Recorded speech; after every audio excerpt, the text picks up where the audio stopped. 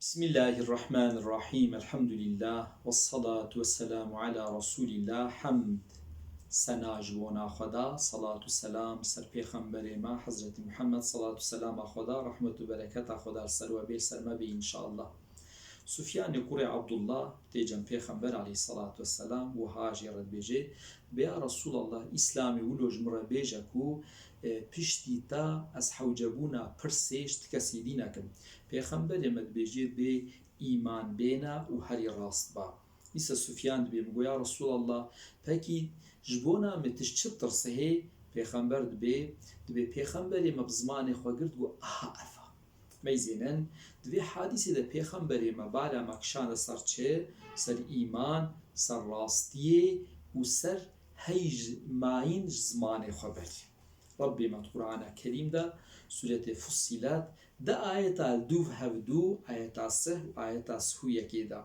أعوذ بالله من الشيطان الرجيم إن الذين قالوا ربنا الله ثم استقاموا بيقمان أو كسيد بيجن ربي ما الله بشتا هدي راستن تتنزل عليهم الملائكة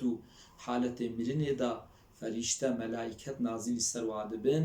وهاد بيجنوا ألا تخافوا ما ترصهن ولا تحزنوا محزون نبن وأبشروا بالجنة التي كنتم توعدون مزجيني جبونا وهيا أو جنتك جبونا وهاتي أما ذكرن نحن أولياؤكم في الحياة الدنيا وفي الآخرة دجيانا دنيا وآخرته دا أم دوست حوالي ونا ولكم فيها ما تشتهي أنفسكم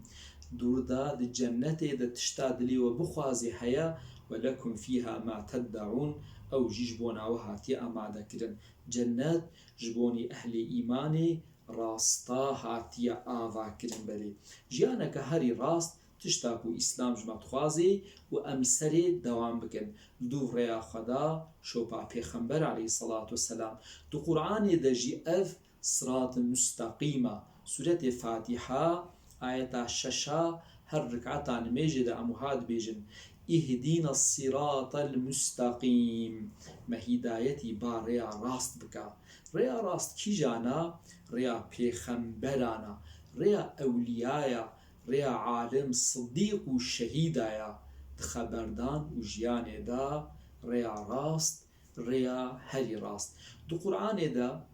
آياتا گو هري زيدا بالا پیغمبر کشاندي و جيرگران هاتي أو آياتا گو أمر پیغمبر براستي دكن حضرت أبو بكر بيا رسول الله تبير بويا پیغمبر بيا أبو بكر بلي سورة هود و براي سورة هود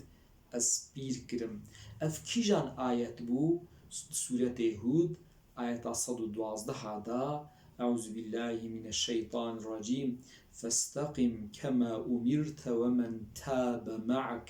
أي محمد چاوا أمري تهاتي كرن ولو هري راست با ديگر أو كسيكو بترى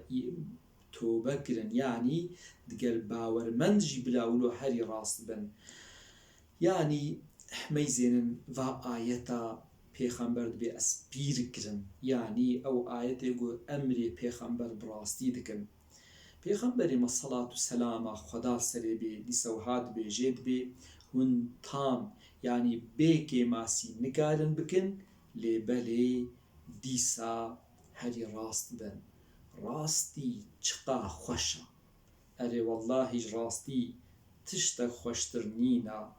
بيوستكو أم في رياغو خدات قرآني دا نشاني مداي پیغمبر ما بخبردانا خوا بگرني خوا جمارا گوتن نشاني مدان راستيا ام جلدو في راستي بمشن ام راست بن دقل بحوالي راستا بن ان شاء الله خدا عز وجل محموا بقرين راستا ان شاء الله خاطري و خدا بوربي ان شاء الله